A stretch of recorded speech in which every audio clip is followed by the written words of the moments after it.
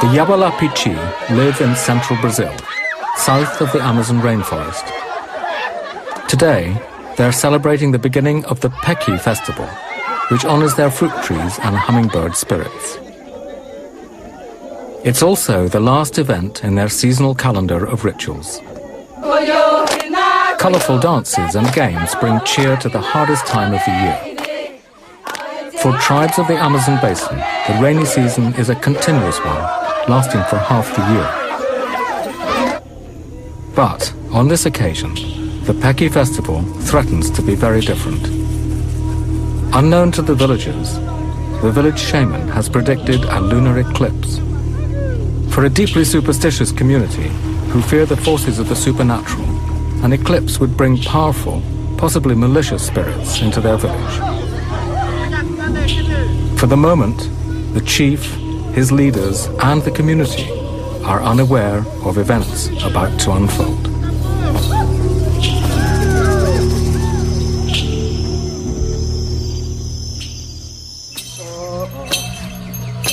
Xingu National Park lies in the heart of Brazil and south of the Amazon rainforest. In 1961, it became South America's first indigenous park and an ecological haven belonging to the tribes of the Xingu region.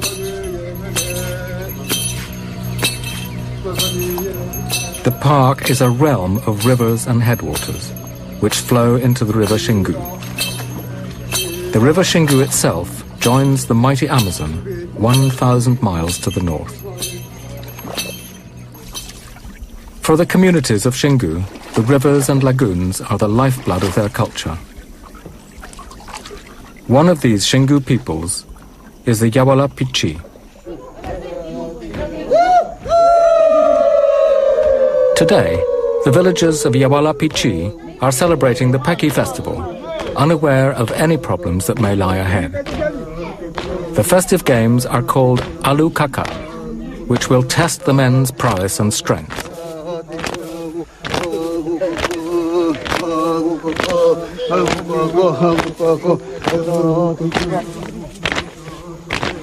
Before the women and children join in the game, the men follow a ceremonial approach to the courtyard in front of the men's hut. This is the most important space in the village because it's the place where their ancestors are buried.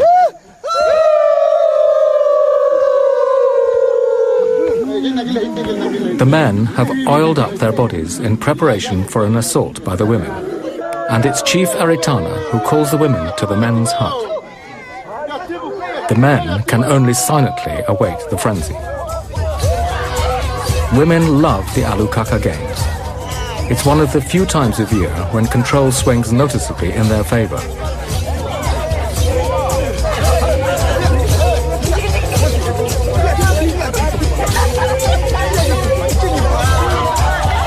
At the front is Chumin, the wrestling champion, and the line stretches back to the youngest and weakest.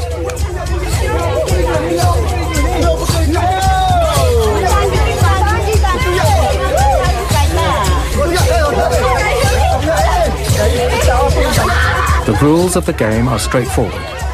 The women must break the line and tear the young warriors off, one man at a time.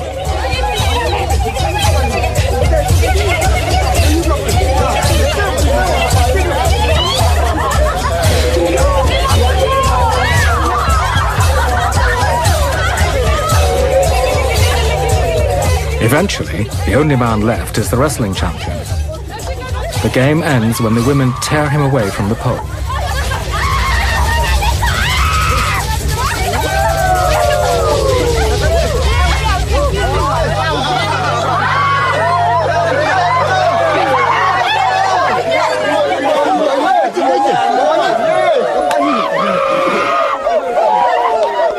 The games continue throughout the day, bringing a festive atmosphere to the normally hard-working community.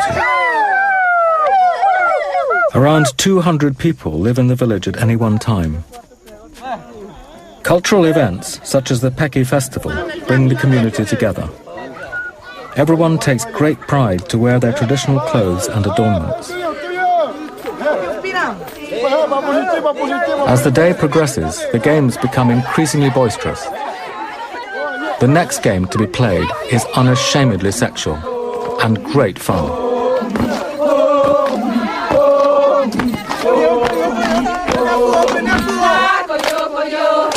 It's a game where genders are reversed.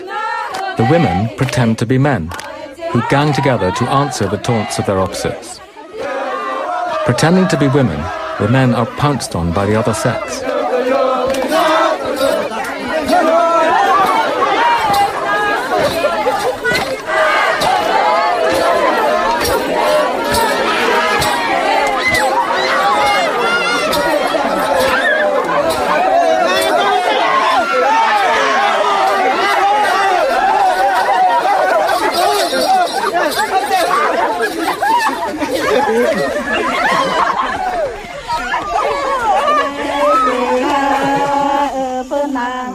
After the day's revelry, the village women go off to the river to bathe. Women bathe separately to the men, except when with their husbands or close family.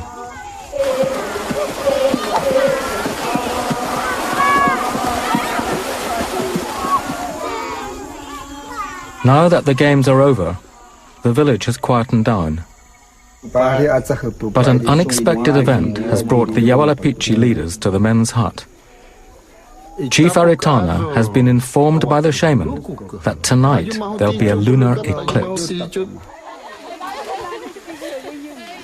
For Shingu peoples, an eclipse is a sacred event. If it does indeed take place, this will mean postponing the Peki festival. The news will dramatically transform events in the village. Iruka awapuka video keri kajunupi kajunupa keri jumeka mapuka pai wanukari itapuka azo awakulukuka aju mahuti chupuluka aju mahuti chup da aputuka pulitsabuka. One of the first rituals performed during a lunar eclipse involves the young men. They will be whipped as the Earth's shadow passes over the moon. Maika lakai suka, maika lakai, kaya katuka, katuka itsepi wa apa uka perikma kaya katika, maika lakai suka. After the meeting, the men head for a small river on the other side of the village to bathe.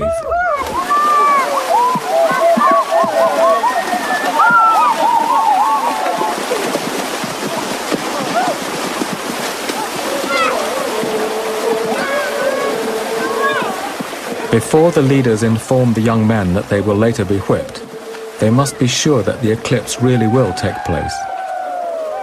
Traditionally, it's the shaman who predicts an eclipse, and a shaman has more than one way of knowing.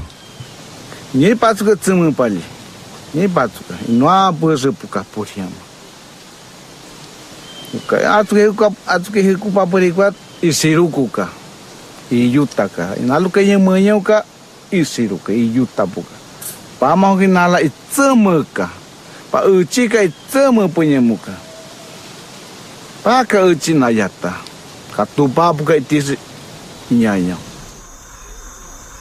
There is another way that a shaman knows of a forthcoming eclipse. Animal behavior is affected by the moon. Though an untrained ear might not notice these subtleties, it's the skill of a medicine man to be aware of these natural signs. The name of the village shaman who predicted the eclipse is Aira. He fears the eclipse. The moon is a powerful creation spirit that will menstruate and even drip blood on the earth. Maitaya konepa, oyamavita maitaya konepa. Oh, kinikatuiteni penawa. Kinikatuiteni penawa wan. Yameka. Tiene katuiteni penawa na areko uri ko chagani pa obuku korina ewa piyemo ko iki kura ewa yameka piyemo ko iki kura ewa. If an eclipse does indeed take place tonight, the Yawalapiti believe that supernatural spirits will descend on their village. the spirits might bring illness, even death. Kini katuitena ewa, hanya maitarako. Era mueo koi panyemera ko o uhaua meka, o uhaua meka.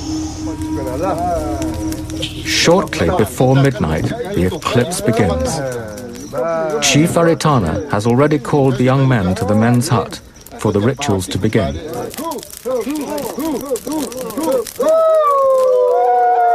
It's important that the tribesmen remain festive and good-natured. If they don't, then the spirits might punish them. An eclipse is seen as a time of renewal and an awakening.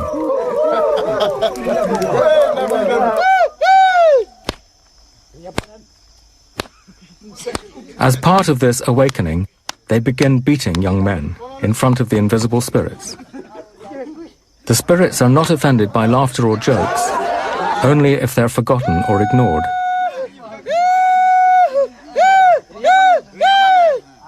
The whipping is considered to make the young warriors more courageous. They rid themselves of old fears by running off into the dark.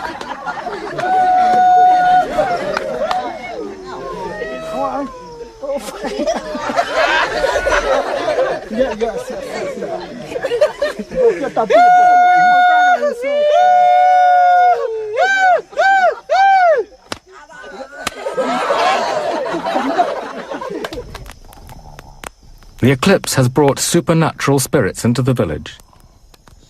The Yawalapiti respond by playing their most sacred instrument, the jakui pipes. It's taboo for women to look at these flutes, or even for them to be filmed. Throughout the night, their haunting sounds echo across the village from the men's hut.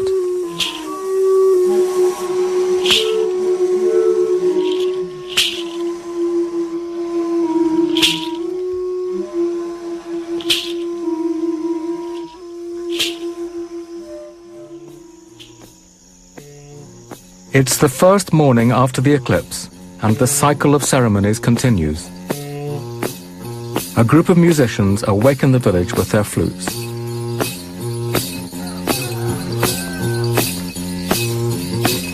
This is called the takwara ceremony, where the flutes must pass from house to house throughout the whole morning. Inside the long houses, young women are being painted up to join the procession. Both mother and daughter want to please the spirits of the eclipse and show them the effort they've made to enchant them.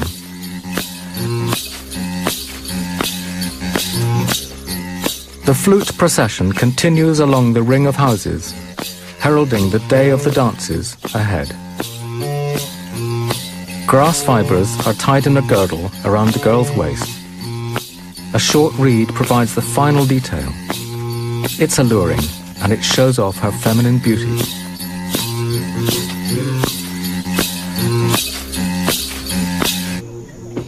As the flute procession grows, the musicians pick up the adorned women as they move from one house to the next.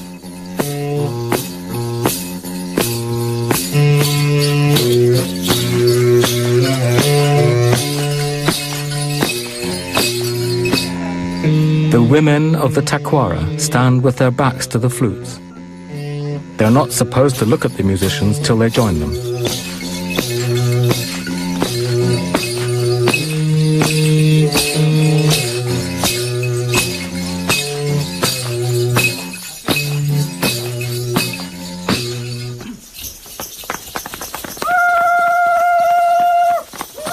The next dance in the cycle of ceremonies is the tapanawarana.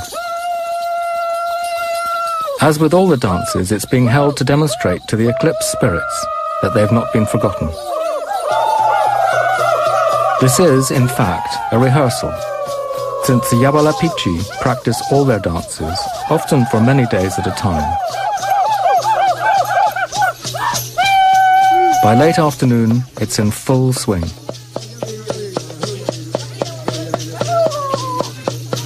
The drummer and singer keep time, which the dancers follow with their steps. If the rhythm speeds up, the dancers respond by speeding up as well. The women hold on to the men to keep time. So long as they know the moves of the dances, any woman can dance with any man.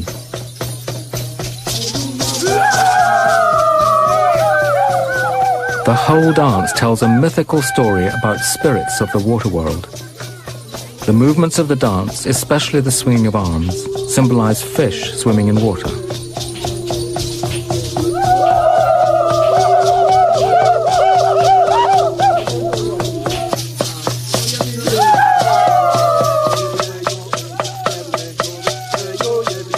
As the dance continues in the center of the village, Chief Aritana watches eagerly.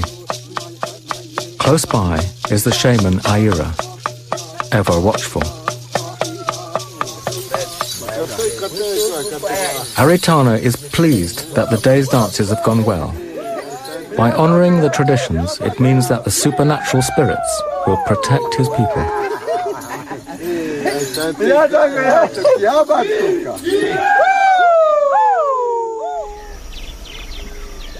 Dawn, on the second day after the eclipse. Two elders, Hinako and Yawalapiti, have gone spearfishing. The older men of the tribe still practice this traditional method of fishing, though nets and fishing lines are now common in the Xingu. But spearfishing is highly valued and highly effective.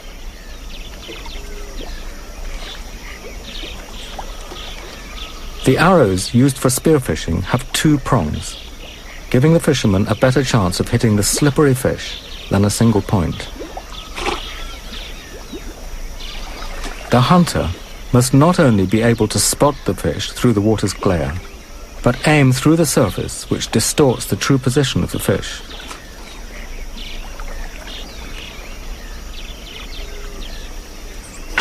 Hinako makes a strike. The arrow stays in the fish, allowing him to retrieve it.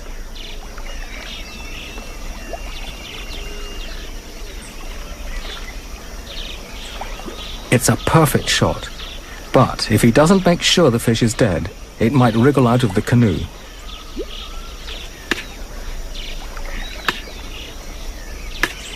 The elders continue stalking the fish throughout the morning.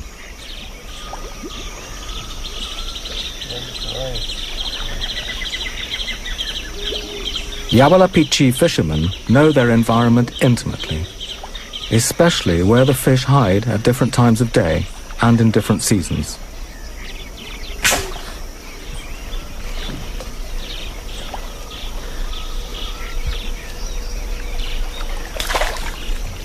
With their catch of the morning, the fishermen can return to the village, knowing that there's food in the men's hut for the rest of today's ceremonies.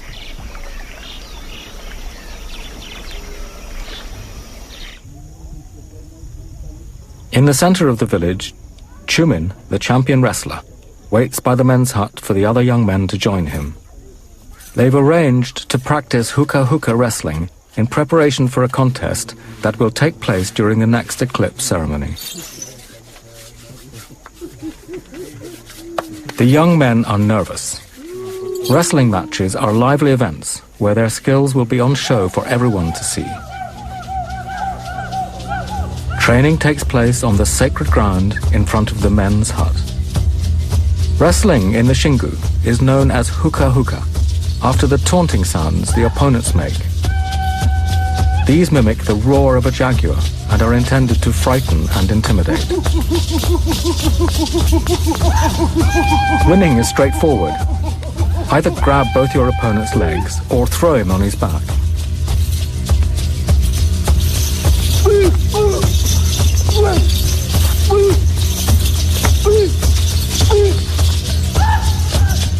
Each match usually has 2 or 3 rounds and lasts from a few seconds to a quarter of an hour. The length depends on what happens between the players, and every game is different.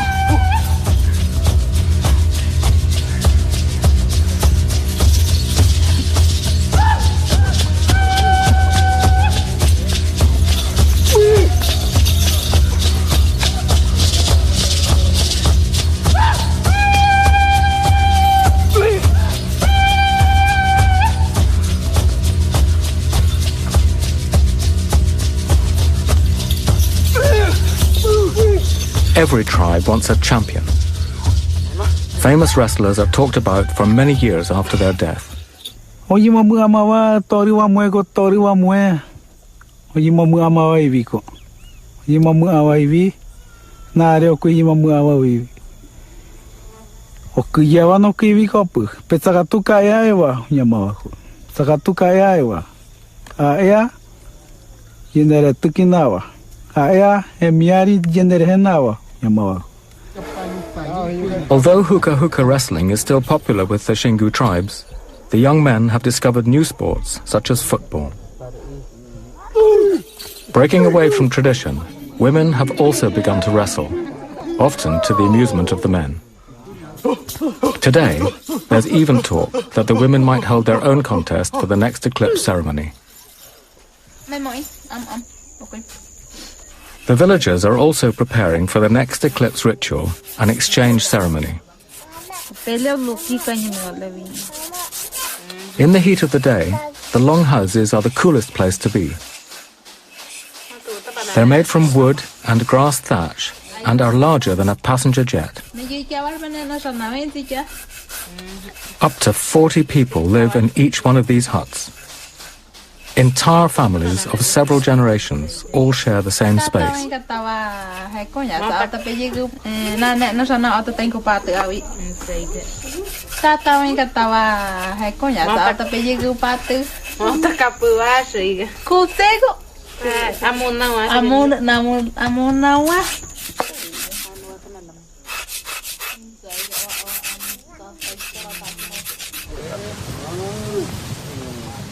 The exchange ceremony and the wrestling match, however, now look increasingly unlikely to take place today.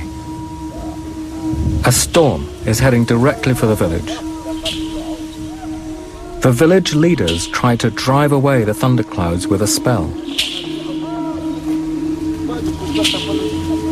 Aritana can only watch in vain as the day's activities are forced to a sudden standstill.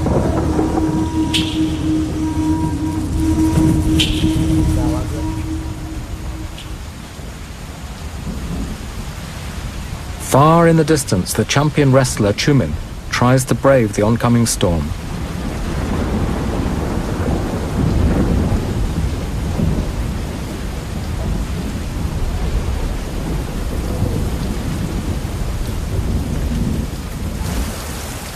Two days have now passed since the Peki festival was first announced. The once festive mood in the village has noticeably changed. No one in the community can recall when a lunar eclipse coincided with a Peki festival. And now their best efforts to complete the cycle of ceremonies have come to a damp end. The next morning brings with it the first signs of discontent. Some villagers are complaining about headaches. Worse still, old rumors of sorcery have resurfaced. Chief Aritana is aware that problems are mounting, and it's his job to retain harmony in the village. Among Xingu Indians, even powerful chiefs have to respect the opinions of the village leaders and the community at large. Aritana has acquired a great reputation for his qualities as a leader.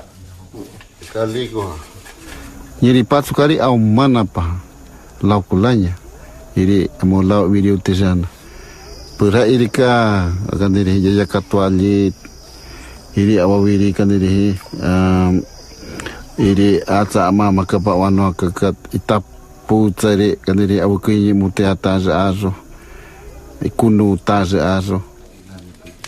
Daily life for the Xingu peoples includes the presence of ancestral spirits and supernatural forces. But the added presence of gossip and rumor make it no easy task being chief. In times of trouble, Aritana looks to his own guiding spirits. Yatama punya muka, pakah bunga putaca pun yatama ka. Iruka yatama, kapapa putala puka ira yatama. Ili puka nata papa tala apa paluta puka ili puka. One of the young men in the village has suffered a resurgence of nightmares and is blaming the presence of a bad spirit. Tatao is the chief's nephew, and he's decided to perform a painful bloodletting ceremony.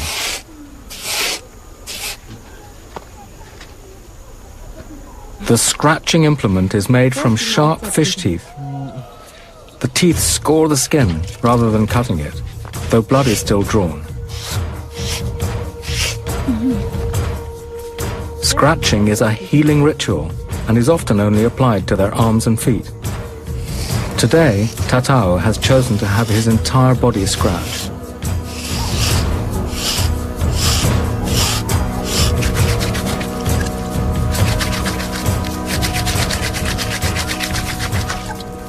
Tatao's wife, Irika, has also chosen to perform the healing rite. It's exactly the same for women. They also endure the scratching with no show of pain or suffering.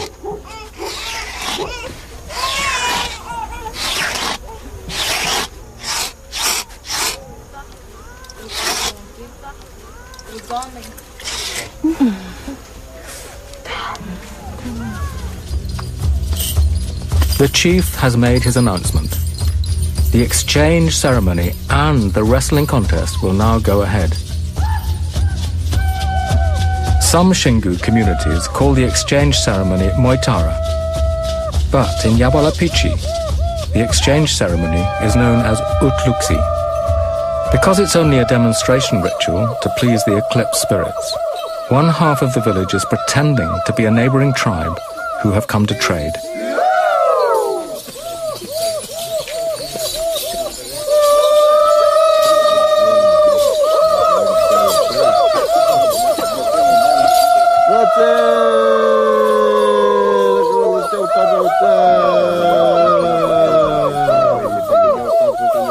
Traditionally, exchange ceremonies are a chance for neighboring communities to formally meet, gather news, and resolve any unsettled disputes.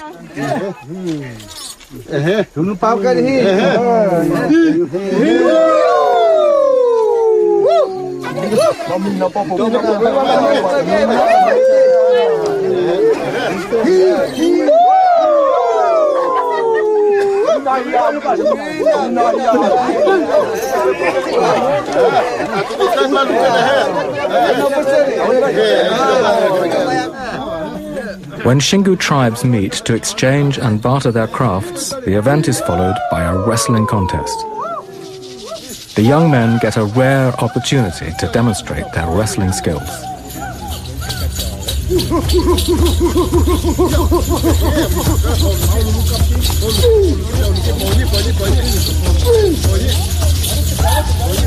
Depois apurar, direito para na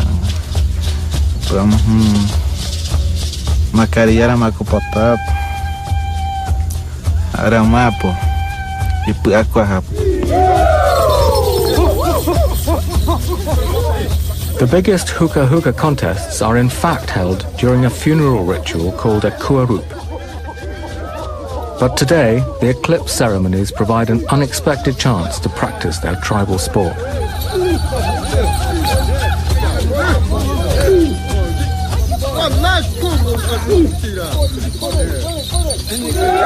As the wrestling contest develops, the atmosphere among the young men becomes infectious, until the more formal duels erupt into a boisterous frenzy.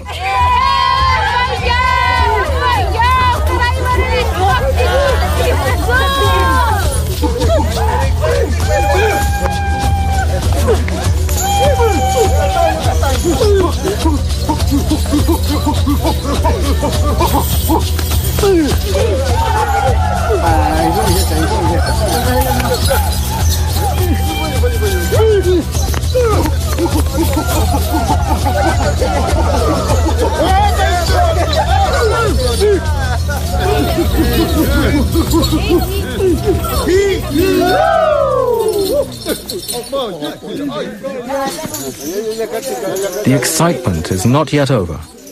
Before the day is done, the women will also hold their own wrestling contest. Takan, the organizer of the women's wrestling, is first into the ring.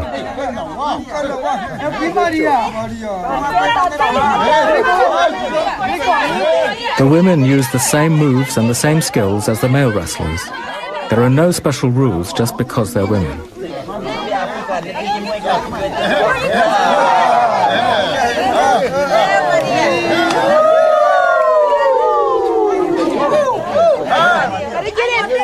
Irika, from the same household as Takan and Anna, now enters. Although shy, she's got a reputation for being a formidable wrestler.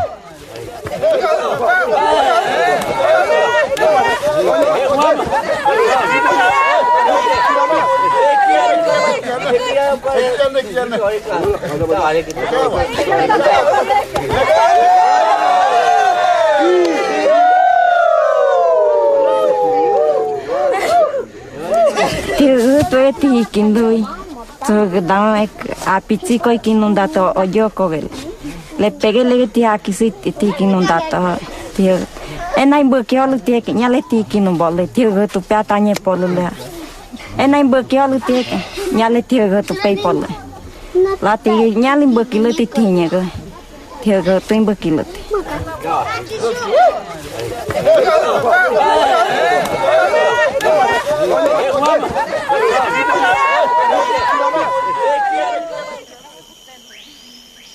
The next morning, life returns to its normal pace.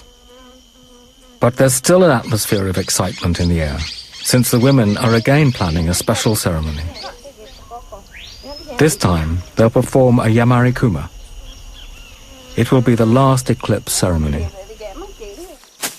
First, manioc needs to be harvested. This important vegetable is central to the survival of the community. The manioc grows in large plantations on the outskirts of the village. The plants quickly grow into tall bushes, but it's the roots they're after. Among Xingu Indians, producing manioc bread is strictly a woman's role. Yawalapiti kunyaram maanwara de nata ya iwia de rua ore momu atame ko menyoronu ikami awara motsu je pram de kami engite neram de menyu hera uwa ko nitram de kami hera utawa ko ha vitara are uruwa kura. Because of their skills in transforming vegetables into bread, women are at the heart of the community's daily survival. If no one brings fish back from the river, at least there'll be bread on the plate. Making that bread is a skillful task. The women make it look easy, but it's only because they've been doing it since childhood. The first stage of bread making is to scrape the tough outer skin of the manioc. Then the vegetable has to be squashed to a pulp and sieved.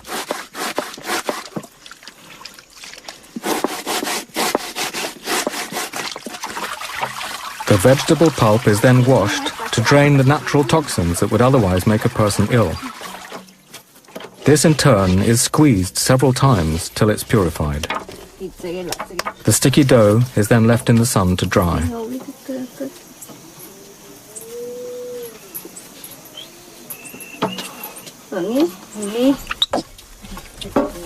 Dried manioc flour is called beju, which is cooked on a wide clay plate over the fire.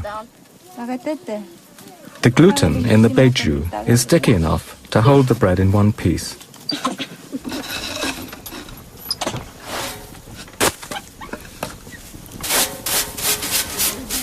Later in the day, the women prepare for the Yamari Kuma.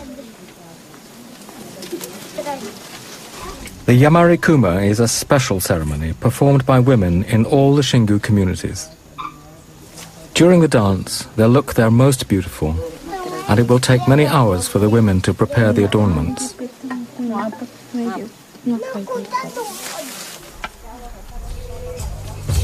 The patterns have no specific meaning, except that they follow geometric designs traditional to the Xingu region. Each woman is painted according to the expression of the painter, which will always be another woman. Solidarity is strong between the women, united by one overriding fact of life: hard work. Iyene kunyaram ikatu ako. Neya potat kunyaram jire kota. Ata ya I maare kunyaram na pot jiu para na potarite. Aku ma emena ya iwa pu ya de koran. Arame kunyaram na ko potarite rak. The women usually marry around the age of 16, traditionally to a man chosen by their family. But times are changing. Takan divorced her chosen husband against her parents' wishes and later remarried. Asa toga laha papa no to kawe niat be unupe asa toga kananu na to lai sagna to pirin sa asa na hananu ma ne kala asa to ne we shwi kunya mata be piri asa kala asa akapin sa ba amunuja asa we ke tu papai nyama to atambiri.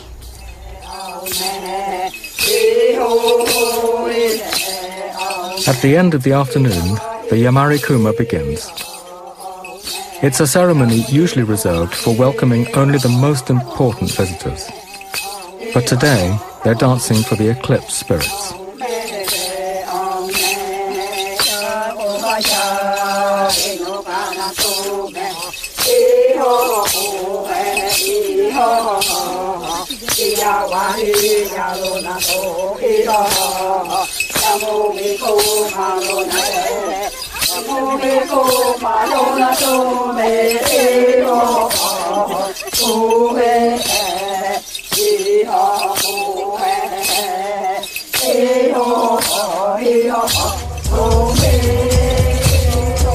During Yamari Kumas, women are allowed to don the headdresses usually worn by men.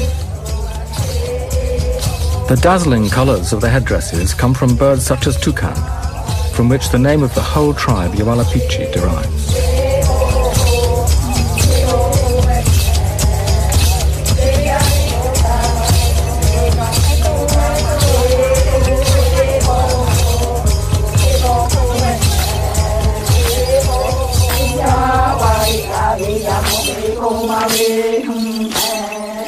The Yamari Kuma continues for many hours and eventually comes to an end at dusk.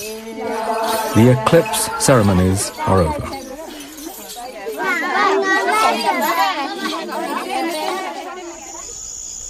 That night, something unexpected unfolds in the village. Just when they thought their problems were over, there is talk of sorcery. Shortly before nightfall, an incident took place. A woman called Kerry fell into a delirious trance and ran over to the shaman's house, accusing him of witchcraft.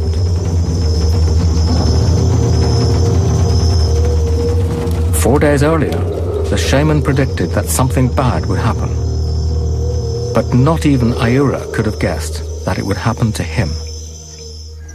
Since nightfall, the shaman's house has stood empty. He's fled Yawalapiti in fear of his life. Though it's only an accusation, Xingu Indians in the past have been known to kill sorcerers, and his family persuaded him to leave for his own safety. Meanwhile, Kere's family have sent a canoe upriver to fetch a famous shaman who they believe can break the spell. Inside the longhouses, the villagers are divided on whether Ayura is indeed to blame. Either way, Xingu Indians fear supernatural spirits, but even more, they fear sorcerers.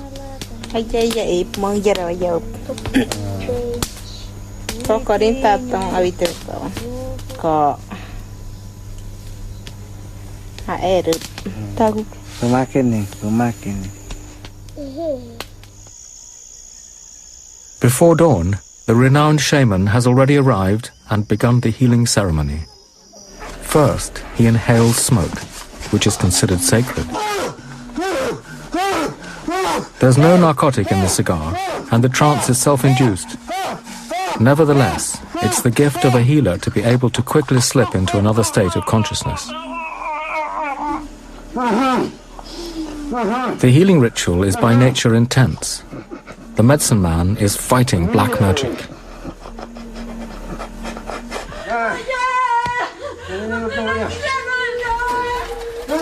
The shaman has now entered a world that only a medicine man sees and understands. He'll see shapes and objects that tell him what's causing his daughter's illness. A piece of string that he's found nearby suddenly becomes a physical representation of the spell that's strangling Kerry's soul. He cuts through the string, symbolically releasing the spell.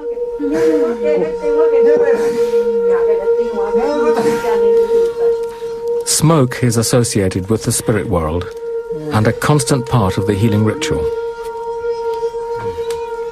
Kerry now relies on her father to remove the power of the sickness through hands-on contact.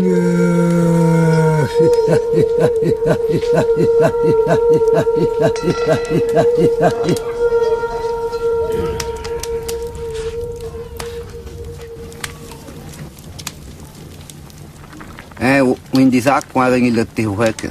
Yaga ge. Akwa ngi lohek.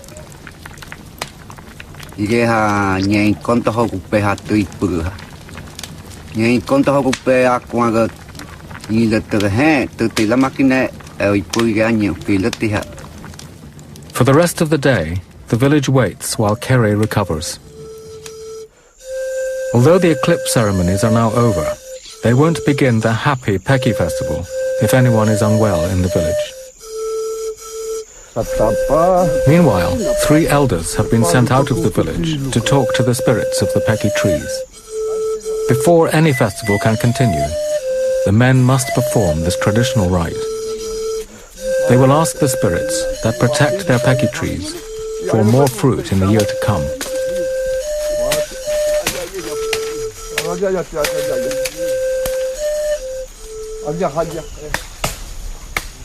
The next morning, with the festival back on the agenda, some of the Yawalapiti men have gone to the swamp. They're cutting wood to make carvings of hummingbirds used in the climax of the Peki festival. Xingu Indians believe the tree to be guarded by spirits that take the form of hummingbirds. The fruit of the Peki tree provides them with oil and is also cooked and eaten or made into a drink called mingao. As soon as they've brought the wood back to the men's hut, the birds begin to take shape. Bird carving is a man's job, and each one of them takes great pride in his handiwork.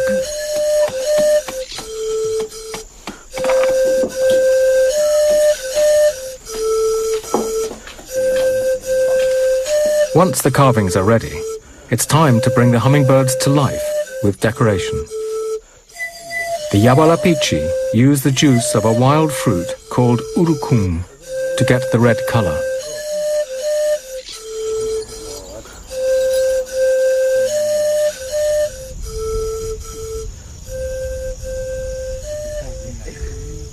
The hummingbirds are ready.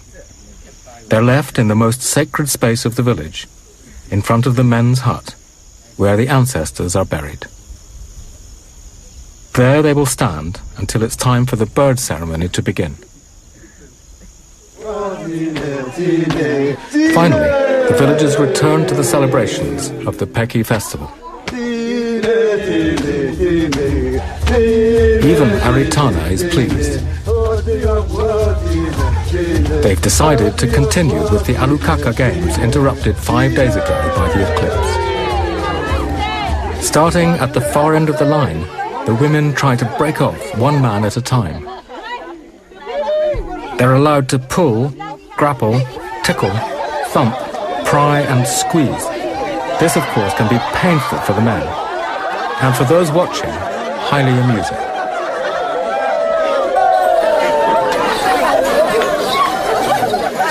Soon, the line will be down to one man, Chuman, the champion wrestler.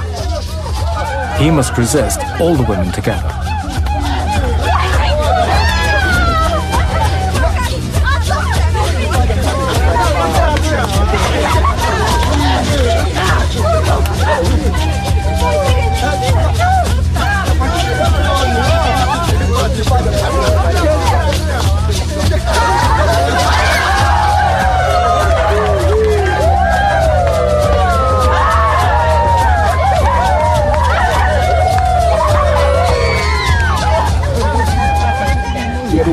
Iya, pena kau pen. Pena tu ya pen.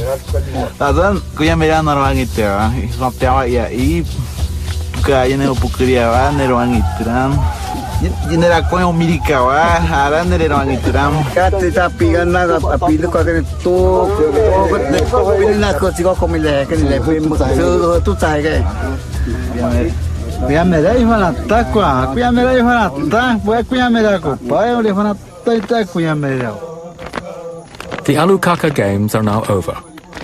They began 5 days ago, before the eclipse interrupted the festive occasion and brought great change to the village.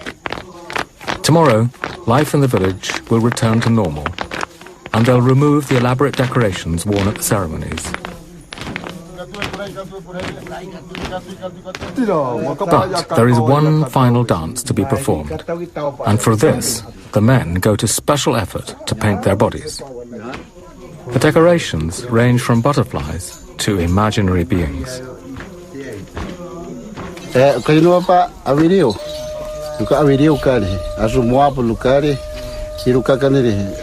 Akaka isumuari iripu. Pauka azuri he wasumua toke tapo. Makakuji akaka taha. Makakuji akaka kamapali. Makakuji akaka wakati kamapali.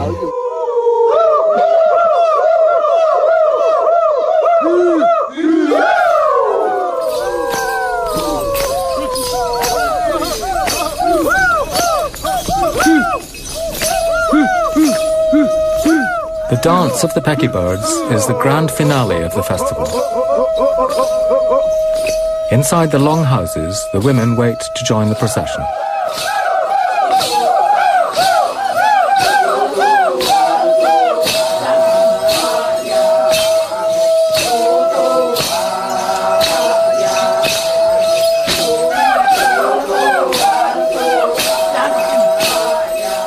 Each longhouse receives a procession which moves from house to house throughout the afternoon.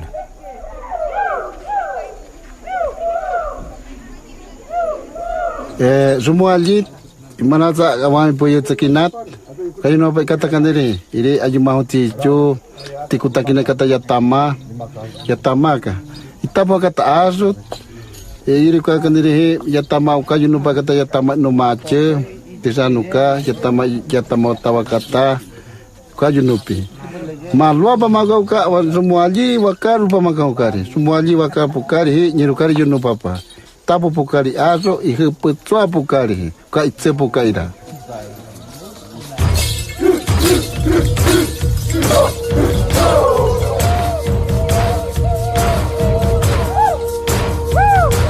Visible to all on the tall poles are the sacred hummingbirds. The Yawalapiti believe that they are carrying the hummingbird spirits around the village.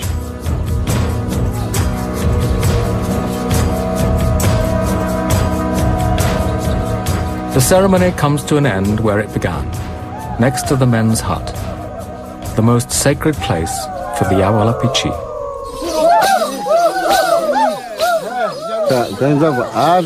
Azuka ali Yawalapiti ka azupo. Yawalapiti nyeri tibulu kali azupo. Nyerukari irukawa rata bukari azumua.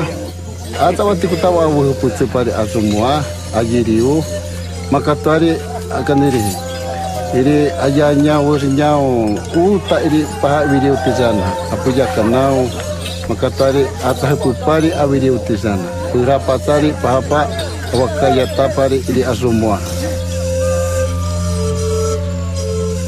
The elders take the hummingbird carvings, which they believe still contain the living spirits, away from the village. Once they reach the Pecky tree groves, they will rest them against the trees and return home. Hopefully, the spirits will be satisfied by their ceremonies and rituals, and will bring them a bountiful harvest in the year to come.